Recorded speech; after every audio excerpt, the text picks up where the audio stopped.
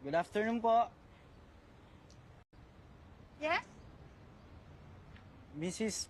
Pamela Lopez po. Delivery po from cakes and sweets. Baka mali hong address. Wala naman ako in-order na cake. Hindi po ako nagkakamali. Kasi po, 25B Ilang Street po, Marikina City. Sa inyo po ito, ma'am. Sino nagpadala? Kasi ma'am, walang nakasulat eh. Parang hindi siguro nilagay. Pero po, may nakasulat dyan sa mismong cake na Happy Family Day po. Tapos, love your husband and your children. Pinuksan mo? Nagtulong lang po ako sa icing, ma'am. Yun lang po. Sige po. Salamat. po.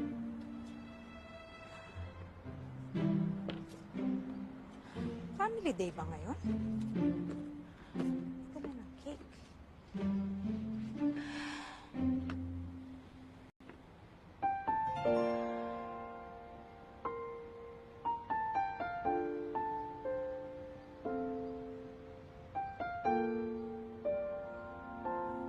Wow! My cake! Bonbon! My cake!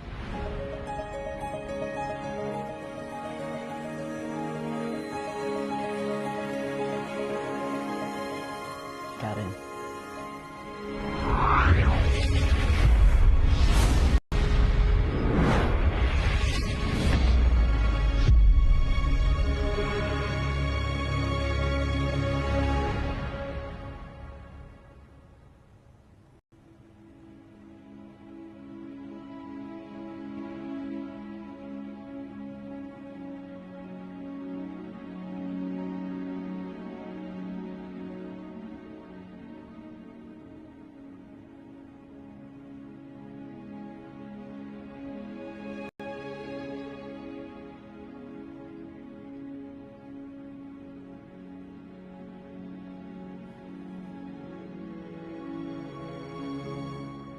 Te!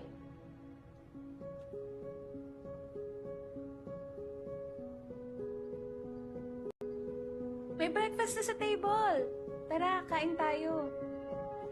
Kamusta ang baby Miguel? Tara babe, kain na tayo. Bonbon? Tara. On the way na raw si Papa.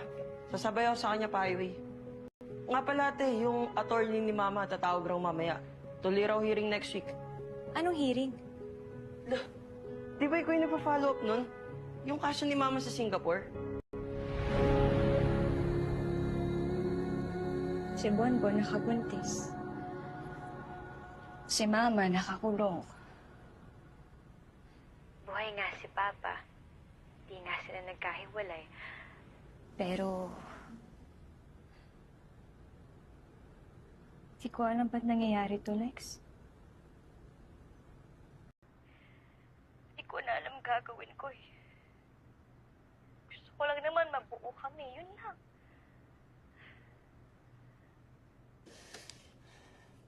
Give me 3 days. Susubukan kong mabuo kayo ulit. For the last time. Trust me.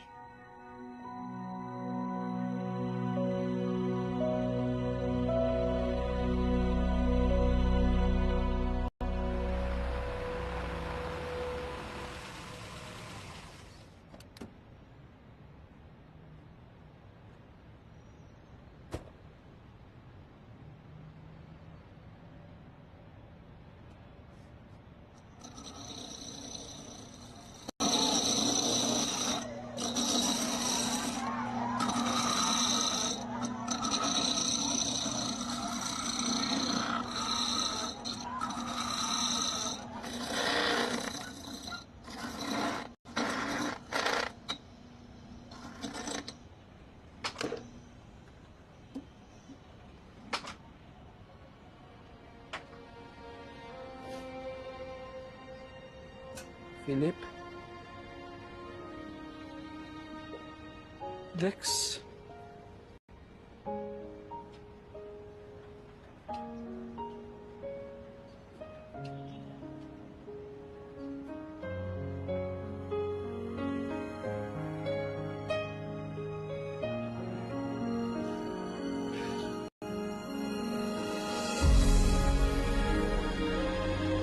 Yun lang yun.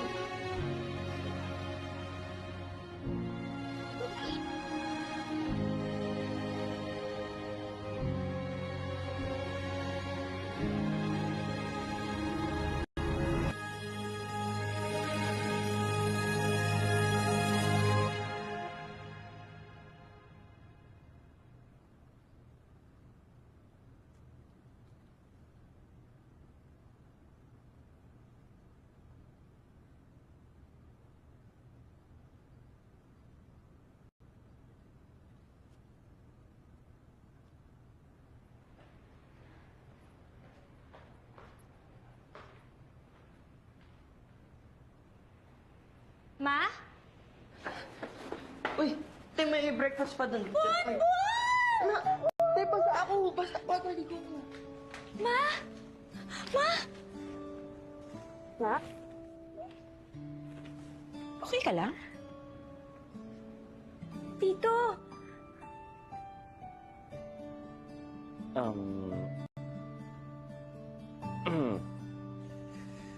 Parang gusto kong magluto ng adobong pusit. Ay! Tito, tulungan na kita! Ma?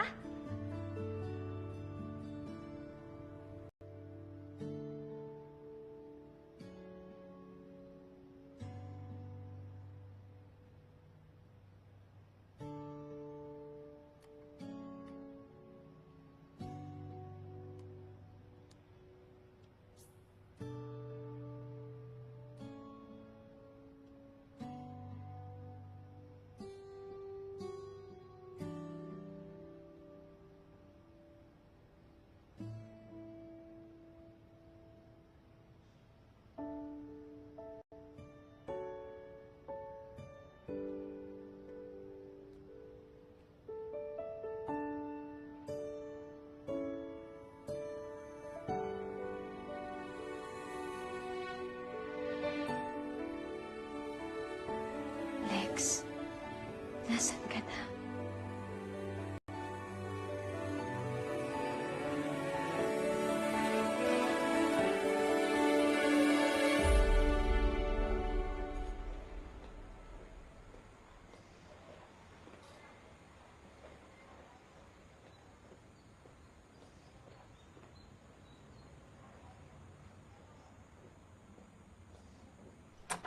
Pa! Dito na ako sa bodega. Bebe, yung yellow envelope, may nakalagay doon na for CBA. Okay. Sige, tawagan kita ulit. Thanks, bebe.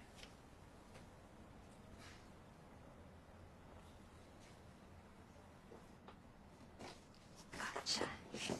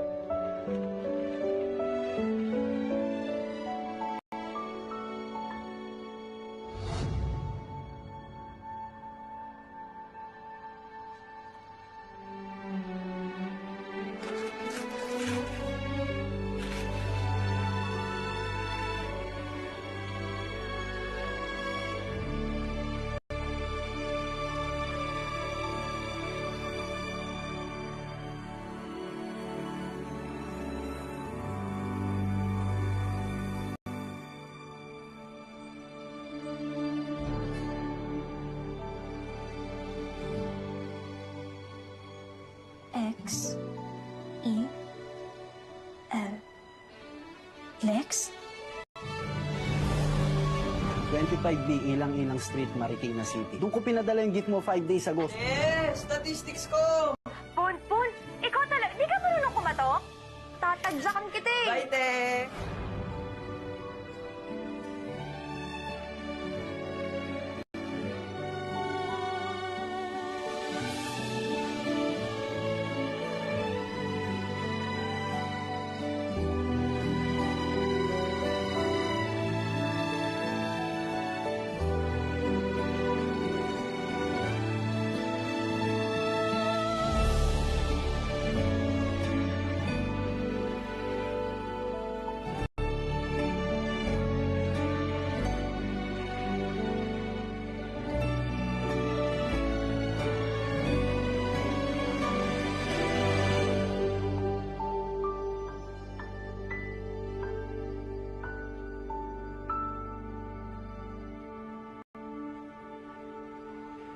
Diyos ko.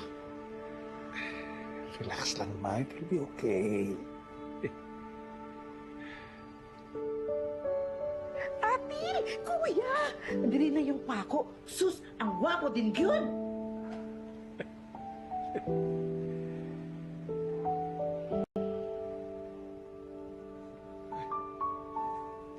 Ma, pa.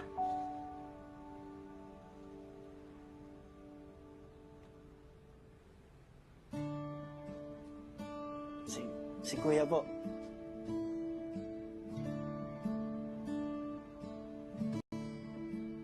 Good afternoon po.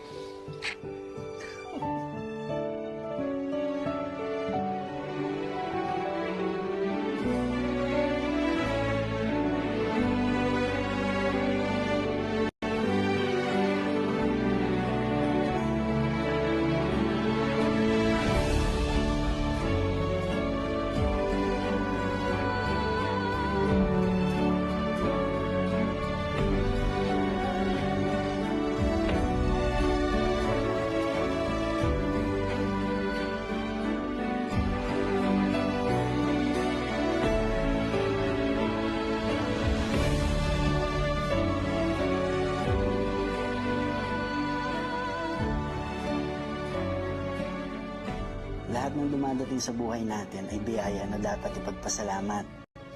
Sila Mama, Papa, at ngayon si Kuya. Wala na akong mahihiling pa. Salamat, Karen. Tama si Lex. Walang kailangang baguhin. Kailangan mo lang makontento at mahalin ng mga nagmamahal sa'yo.